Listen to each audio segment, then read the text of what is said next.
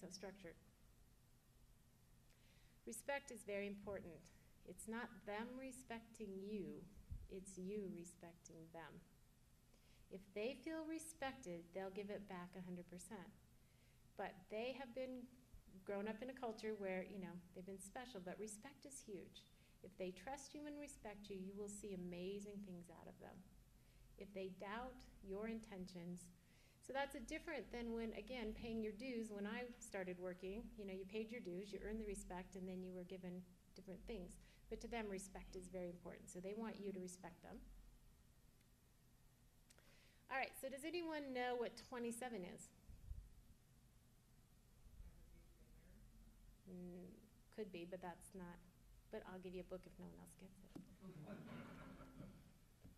27 is now the official age of adulthood in the United States of America. But you can have the book for wanting them to get married.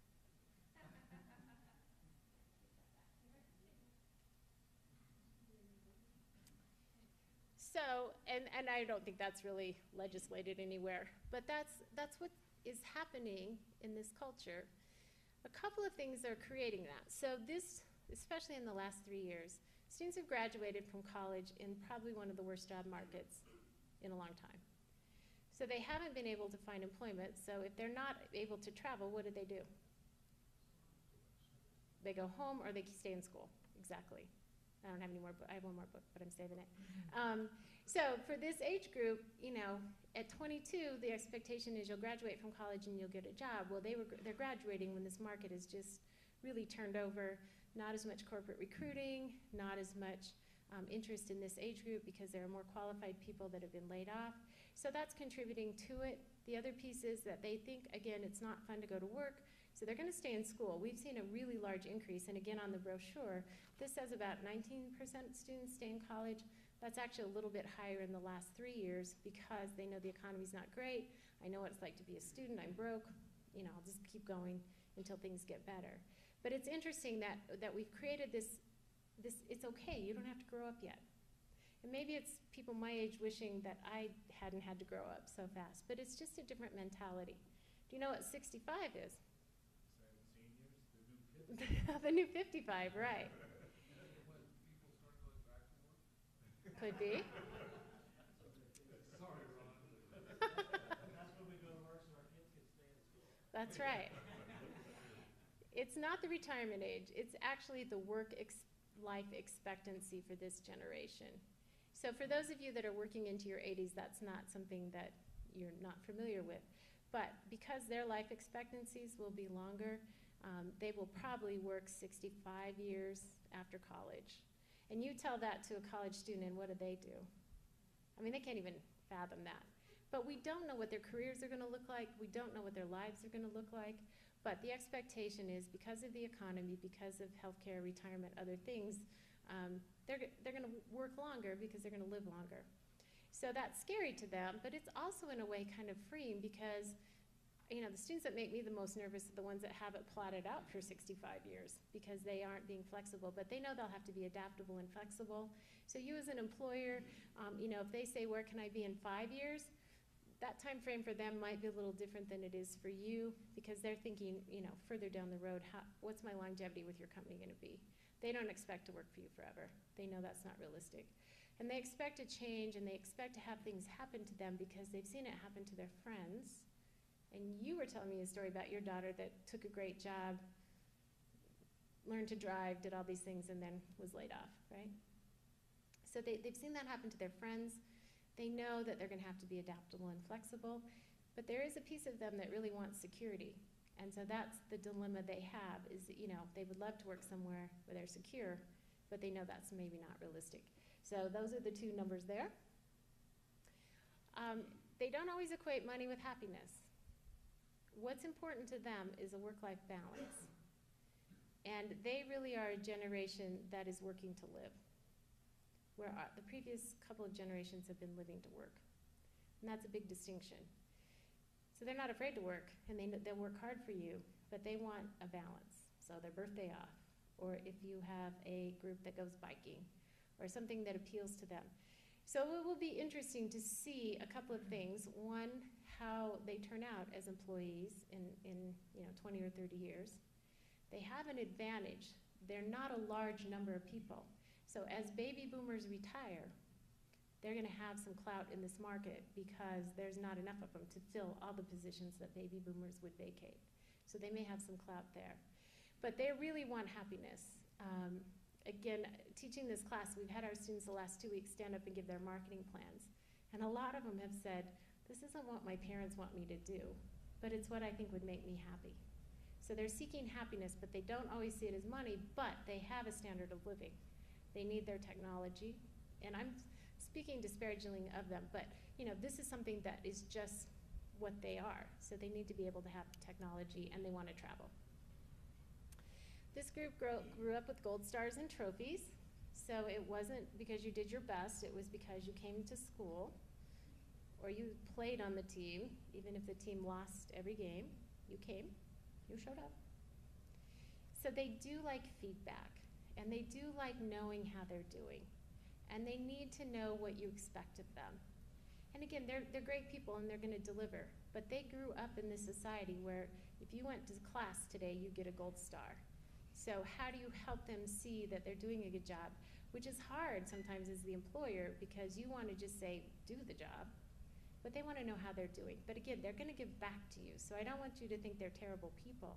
This is just how they've been enculturated, and this is how they seek feedback. You're doing an attaboy. So if you have some criticism, you got to give them an attaboy first and then kind of blend in the criticism. This is one of my favorite flyers that we did for our career fair this spring, how to tie a tie.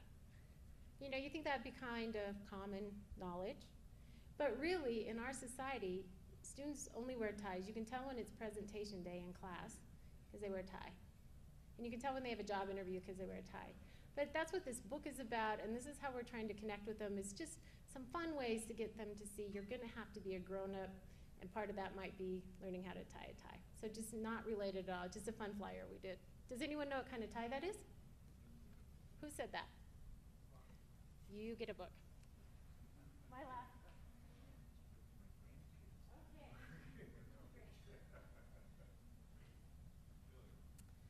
Okay, so let's jump to a couple of other things here.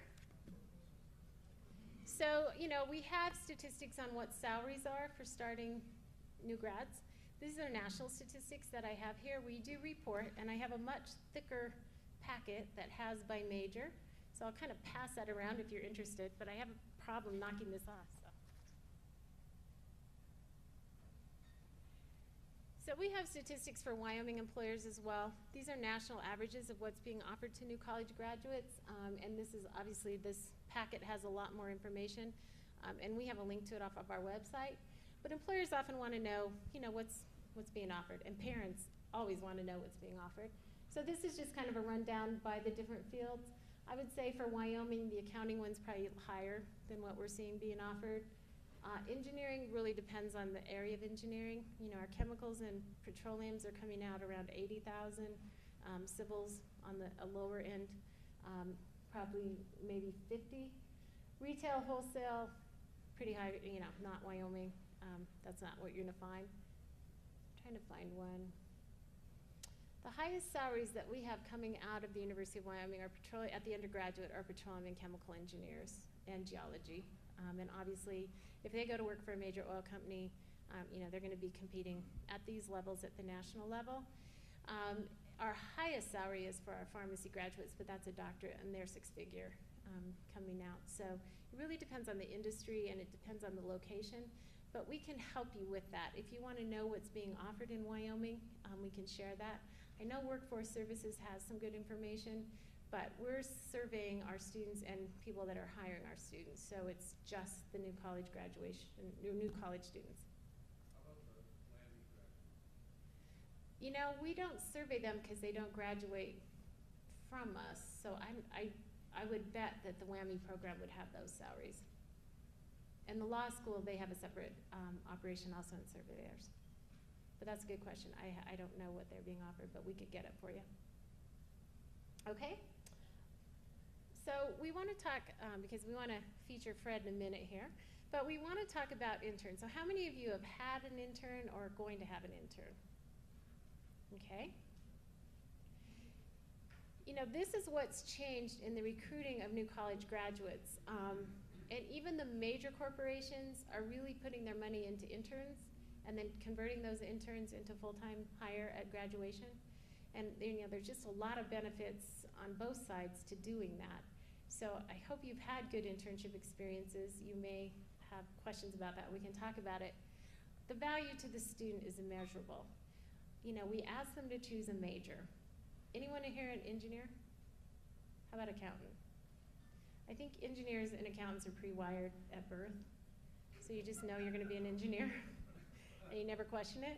And accountants do, and not to be stereotypical, but you know, when we look at students that change majors, it's usually not the engineers unless statics trips them up or dynamics or one of those. But you know, so we ask them to declare a major, and if they come from Wyoming, they haven't had a lot of exposure to a lot of occupations.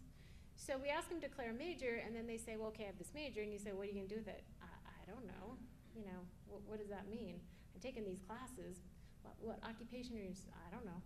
So internships are great for helping them to get some clarity around what they like, what they're good at, and what they can do in what we call the real world.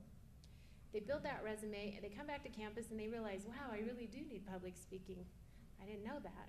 Or I need to know how to write. I didn't realize that. So it's really valuable for them to see what they might want to do or not. I work with some seniors who've done internships who say, wow, I don't want to do that. I didn't really know what that meant. So it's great. We have some majors where they're built in, and that's a huge value, but for those students that take the initiative to find one, the value to the student's huge. If they have a good experience, they're gonna come back and tell their friends. You should intern there. Now there's confusion around the word internship because as an academic institution, we think credit and all that. Really, it's a career-related experience. So it's not a summer job, and it may cross over back and forth, but we're really looking at career-related. The value to the employer is you get to see them before they graduate. You get to see if they could fit into your company. If it works, then you don't have to, you know, go out and try to find someone because you've already cultivated that and they've become familiar with the culture. They understand, you know, what it's like to work, and then you can take advantage of that when they get ready to graduate. And I put my card over on the table. If you are looking for an intern from the University of Wyoming, I can help you either find one or connect with people. So our College of Engineering has Ryan Kobe. He's great. And he is great about getting students out. And then Steve Farkas is in the College of Business, but we can connect you with that. Is it too late to secure an intern for this summer? It's not. You know, you would be thinking that there aren't no students left, but you know, they don't do anything ahead of time, so they're ready. They graduate, or the finals is in 2 weeks, they're ready. Start in 3 weeks. Yeah, they should have their resume done by now, so hopefully. So it's not too late. But I want to bring Fred up. And he's going to talk about his experience with interns.